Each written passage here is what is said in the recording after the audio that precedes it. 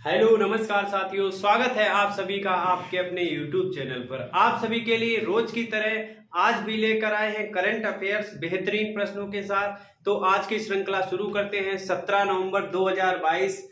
और बता दें कि वीडियो को ज्यादा से ज्यादा शेयर कर दिया करें, चैनल को सब्सक्राइब करें। देखिए शुरू करते हैं आज की क्लास। पहला प्रश्न है CCPI 2023 में भारत का स्थान। CCPI की रैंक जारी हुई है जिसमें भारत का आपको स्थान बताना है।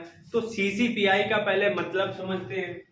CCPI क्या है? CCPI का मतलब होता है क्लाइमेट चेंज परफॉर्मेंस का इंडेक्स है। ये किसका है? Climate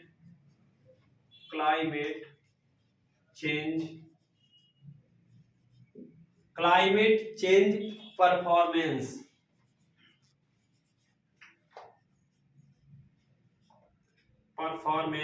index. क्या है ये? इंडेक्स। क्लाइमेट चेंज का इंडेक्स जारी हुआ है। क्लाइमेट चेंज में परफॉर्मेंस में कौन सा स्थान प्रथम पे है, फिर इसके बाद जारी हुआ है। तो देखिए भारत का स्थान आपको बताना है। भारत का स्थान बताना है। भारत का स्थान 8वां है। कौन सा रहा है? 8वां स्थान अगर भारत का रहा है तो प्रथम पर कौन है? देखिए प्रथम, द्वितीय एवं तृतीय तीन स्थानों पर कोई भी देश नहीं है। तीन स्थानों पर कोई भी देश नहीं है। CCPI की जो लिस्ट जारी हुई है उसमें 3 स्थानों पर कोई नहीं है। इसके बाद चौथे स्थान पर डेनमार्क है। कौन सा है? चौथे स्थान पर,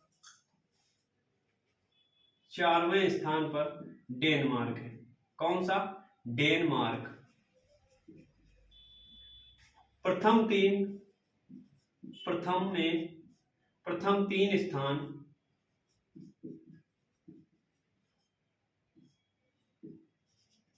प्रथम 3 स्थानों पर कोई देश नहीं है। कोई देश नहीं है। प्रथम 3 स्थानों पर कोई देश नहीं रहा है। चौथे स्थान पर डेनमार्क रहा है। उसी क्रम में 8वें स्थान पर कौन रहा? अपना देश भारत रहा है। अब देखिए क्लाइमेट चेंज परफॉर्मेंस इंडेक्स है। कितनी देशों की रैंकिंग जारी हुई है?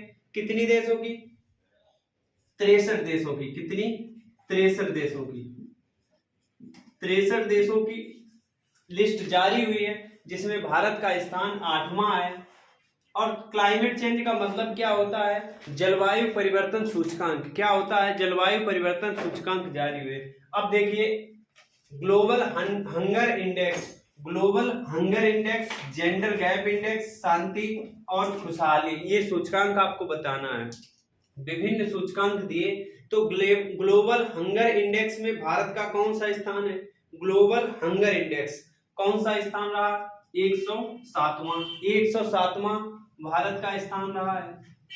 ग्लोबल जेंडर गैप इंडेक्स में भारत का स्थान बताना है।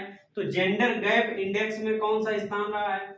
135। कौन सा? 135वां ग्लोबल जेंडर गैप इंडेक्स और शांति दोनों में 135वां रहा है। 135 जेंडर गैप, याद कर लीजिए, जेंडर गैप में 135, शांति में 135 और भुखमरी में कौन सा है? भुखमरी में 107वां स्थान हंगर इंडेक्स। अब खुशहाली की बात करते हैं तो खुशहाली में है 136वां। कौन सा? 136वां। जेंडर गैप और शांति में 135वां दोनों में रहा, खुशहाली में 136वां। अब COP 27 मतलब COP27 का आयोजन कहाँ हुआ? इसका आयोजन मिस्र में। कहाँ? मिस्र। तो इसका आयोजन मिस्र में हुआ। G20 की थीम 2023, ये थीम किसने दी? भारत ने दी। तो G20 2023 में इसकी थीम क्या रहेगी? इसकी घोषणा हो चुकी है। क्या थीम है? One earth, one family, one future.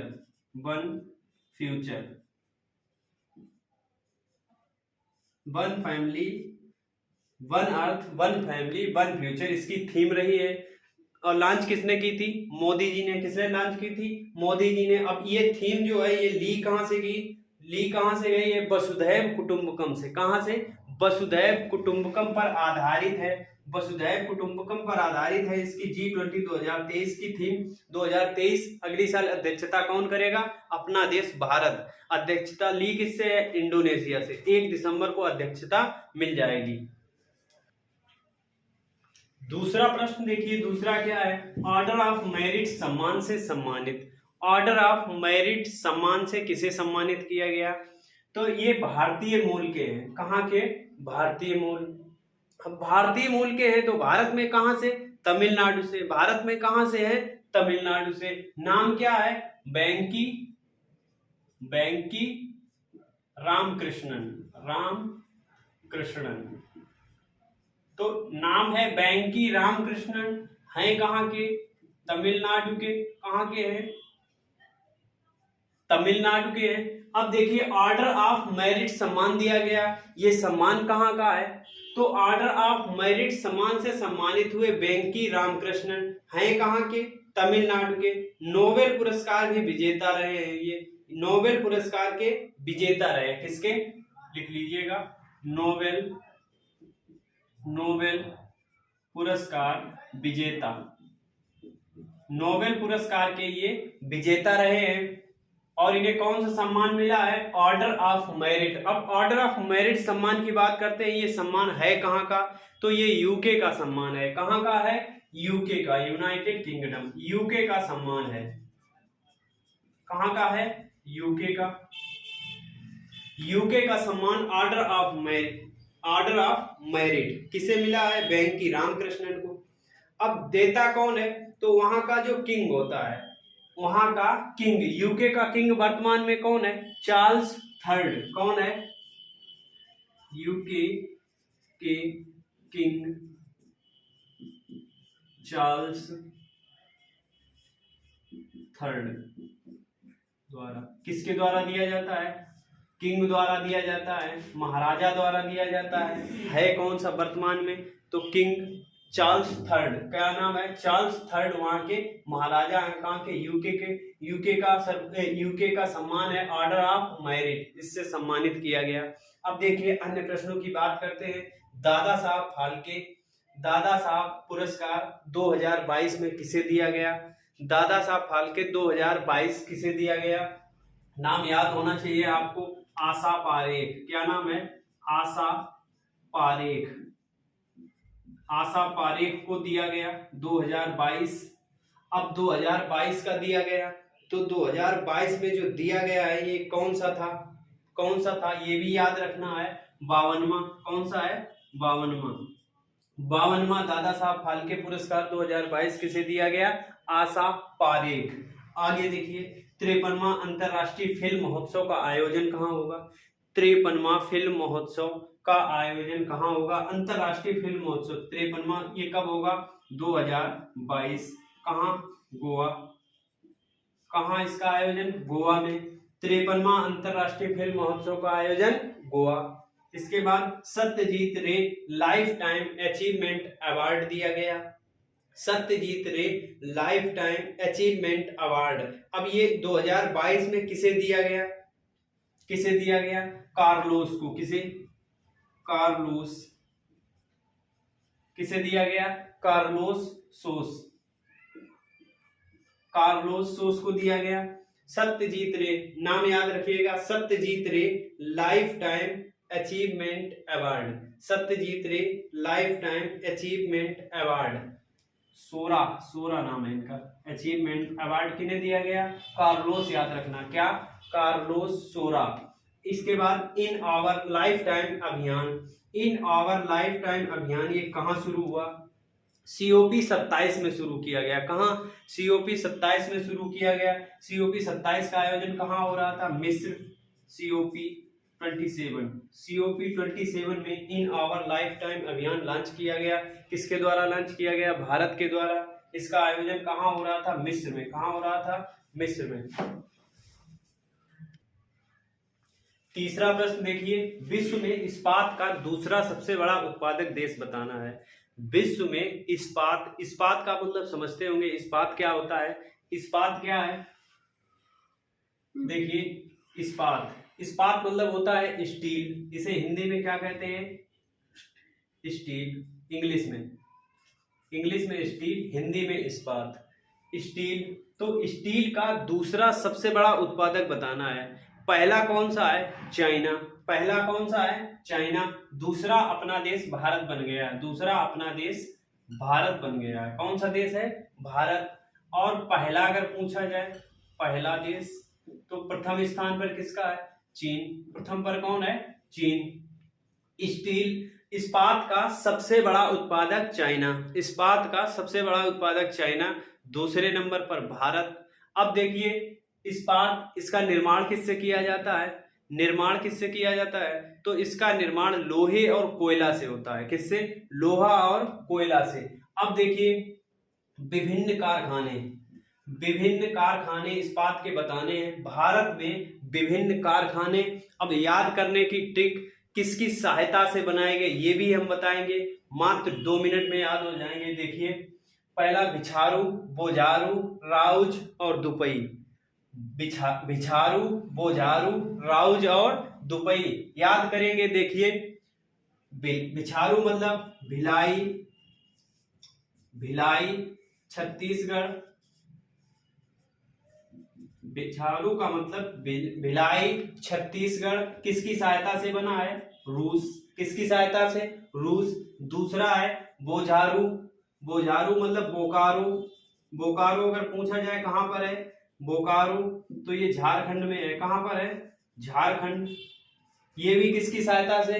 रूस की सहायता से। किसकी सहायता से? रूस। अब तीसरा है राउरकेला। देखिए राउरकेला कहाँ है? उड़ीसा। राउरकेला उड़ीसा। और किसकी सहायता से बनाया गया? तो जर्मनी। किसकी सहायता से? जर्मनी। अब आगे एक दुबई का मतलब दुर्गापुरा, पश्चिम बंगाल और यूके। दुर्गापुरा पश्चिम बंगाल। और ई से मतलब इंग्लैंड का मतलब यूके। क्या? यूके। तो याद करिएगा विभिन्न कारखाने, बिछारू भिलाई छत्तीसगढ़ रूस। दूसरा बोझारू बोकारो झारखंड रूस। तीसरा राउरकेला उड़ीसा जर्मनी। दुबई दुर्गापुरा पश्चिम बंगाल यूके की सहायता से। देखिए चौथा प्रश्न, नीति आयोग के पूर्णकालिक सदस्य बने हैं। नीति आयोग के पूर्णकालिक सदस्य बनाए गए। अब देखिए नीति आयोग के पूर्णकालिक सदस्य हाल ही में नियुक्त किए गए। कौन नियुक्त किए गए? अरविंद बिरमानी। डॉक्टर अरविंद बिरमानी। किसे नियुक्त किया गया है? डॉक्टर अरविंद बिरमानी। अब डॉक्टर अरविंद बिरमानी की बात करते हैं तो ये पूर्व में मुख्य आर्थिक सलाहकार भी रह चुके हैं। कौन रह चुके हैं? मुख्य आर्थिक सलाहकार। क्या रह चुके हैं? मुख्य आर्थिक सलाहकार रह चुके हैं। पूर्व में मुख्य आर्थिक सलाहकार भी रह चुके हैं। डॉक्टर अरविंद बिरमानी बनाए क्या गए? नीति आयोग के पूर्णकालिक सदस्य बनाए गए। अब नीति आयोग की बात करते हैं तो नीति आयोग NITI, नीति आयोग के पूर्णकालिक सदस्य। तो नीति आयोग की स्थापना कब हुई थी? 1 जनवरी 2015। कब हुई थी? 1 जनवरी 2015। इसके अध्यक्ष कौन बनाए जाते हैं? प्रधानमंत्री इसके अध्यक्ष बनते हैं। लिख लीजिएगा 1 जनवरी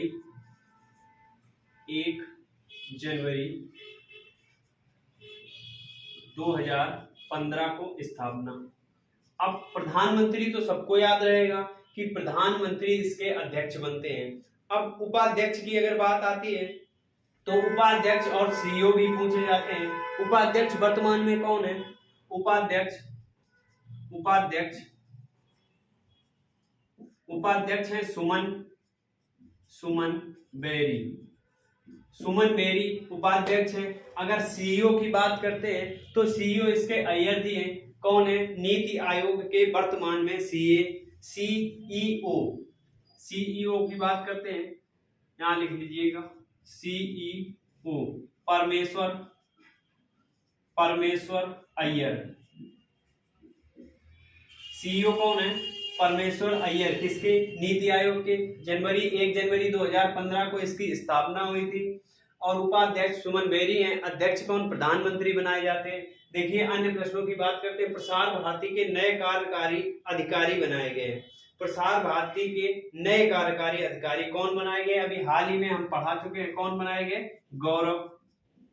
गौरव द्विवेदी। कौन बनाए गए? गौरव द्विवेदी। इसके बाद 22वें विधि आयोग के अध्यक्ष, तो विधि आयोग का अध्यक्ष किसे बनाया गया? ऋतुराज अवस्थी। ऋतुराज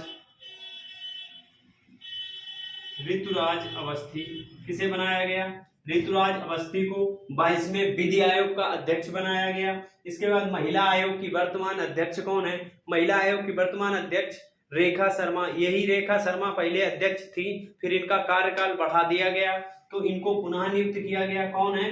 रेखा शर्मा को नियुक्त किया गया। इसके बाद देखिए नई सीजीए कौन बनी है? भारत की नई सीजीए किसे बनाया गया? अभी कुछ दिन पहले हमने पढ़ाया था, इनकी नियुक्ति हुई है। क्या नाम है? भारती दास। क्या नाम है? भारती दास। आगे मानवाधिकार आयोग के अध्यक्ष, वर्तमान में कौन है? अरुण कुमार मिश्रा। कौन है? अरुण कुमार मिश्रा। देखिए पांचवा क्या है? पावर सिस्टम ऑपरेशन कारपोरेशन का नाम बदला गया है। पावर सिस्टम ऑपरेशन कारपोरेशन का नाम बदला गया है। अब नाम बदल के क्या कर दिया गया? देखिएगा, पावर सिस्टम, ये पावर की कंपनी है, तो पावर सिस्टम का ऑपरेशन कारपोरेशन, इसका नाम बदल के क्या किया गया है? Grid corporation, grid controller of India, grid controller of India. तो नाम बदल कर क्या कर दिया गया? ग्रिड कंट्रोलर ऑफ इंडिया इसका नया नाम है। किसका? Power system operation corporation. अब पावर सिस्टम ऑपरेशन कारपोरेशन, इसकी स्थापना कब हुई थी? इसकी स्थापना मार्च 2009 में इसकी स्थापना हुई थी। हेडक्वार्टर इसका कहां पर है? पावर सिस्टम ऑपरेशन कारपोरेशन, जिसका नया नाम ग्रिड कंट्रोलर ऑफ इंडिया कर दिया गया। इसका हेडक्वार्टर अगर बात करते हैं, हेडक्वार्टर कहां पर है? नई दिल्ली। हेडक्वार्टर कहां है? नई दिल्ली में हेडक्वार्टर। मार्च 2009 में इसकी स्थापना हुई थी। कब? मार्च 2009। अब देखिए उत्तराखंड बदलेगा अपना हाई कोर्ट। उत्तराखंड का हाई कोर्ट स्थानांतरित किया गया। हाई कोर्ट कहां पर था? उत्तराखंड का। वर्तमान में हाई कोर्ट कहां पर है? और बदलकर हल्द्वानी में किया जाएगा। कहां पर किया जाएगा? हल्द्वानी। अब था कहां पर अगर पूछे तो था उत्तराखंड के नैनीताल में। कहां? नैनीताल से कहां किया जा रहा है? हल्द्वानी। नैनीताल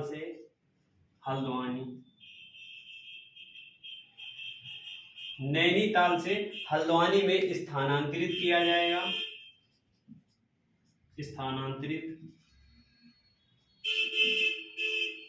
कहां पर स्थानांतरण होगा? हल्द्वानी में। इसके बाद देखिए डिजिटल शक्ति अभियान 4.0 की शुरुआत किसके द्वारा हुई? डिजिटल शक्ति 4.0 अभियान, इसकी शुरुआत किसके द्वारा? महिला आयोग द्वारा। किसके द्वारा? महिला आयोग। अब महिला आयोग की हम अध्यक्ष बता चुके हैं। वर्तमान में महिला आयोग के अध्यक्ष कौन है? रेखा शर्मा। कौन है? रेखा शर्मा। देश का पहला मल्टी मॉडल लॉजिस्टिक पार्क, देश का पहला है तो मल्टी मॉडल लॉजिस्टिक पार्क, ये किसके द्वारा बनाया जाएगा? रिलायंस इंडस्ट्री। किसके द्वारा? रिलायंस इंडस्ट्री के द्वारा इसका निर्माण होगा। देश का पहला मल्टी मॉडल लॉजिस्टिक पार्क, इसमें विभिन्न प्रकार के वाहनों की पार्किंग कर सकेंगे, विभिन्न प्रकार के वाहनों का इसमें एक्सेस होगा। इसके बाद देखिए दुनिया का सबसे ऊंचा मतदान केंद्र बनाया गया था। कहां पर था? टसीगंग। अब टसीगंग कहां पर है? हिमाचल प्रदेश में। कहां? हिमाचल प्रदेश। टसीगंग में बनाया गया था। टसीगंग कहाँ पर है? हिमाचल प्रदेश। दुनिया का सबसे ऊंचा मतदान केंद्र था, दुनिया का सबसे ऊंचा। अब ये अगर टसीगंग पूछा जाए कौन सी सीट कहाँ पर था, तो लाहौल स्पीति जिला, लाहौल स्पीति कहाँ पर था? लाहौल स्पीति, लाहौल स्पीति जिले में है। कहाँ पर है? लाहौल स्पीति, हिमाचल प्रदेश के लाहौल स्पीति जिले में है। क्या नाम है? टसीगंग, जो कि दुनिया का सबसे ऊंचा मतदान केंद्र था, दुनिया का सबसे ऊंचा मतदान केंद्र। अब देखिए, इसी प्रकार से आपके लिए क्लास रोजाना आती है सोमवार से शनिवार, तो क्लास को ज्यादा से ज्यादा शेयर करें ताकि सब लोगों तक क्लास पहुंच सके, और क्लास को प्यार दें, लाइक करें। धन्यवाद। जय हिंद।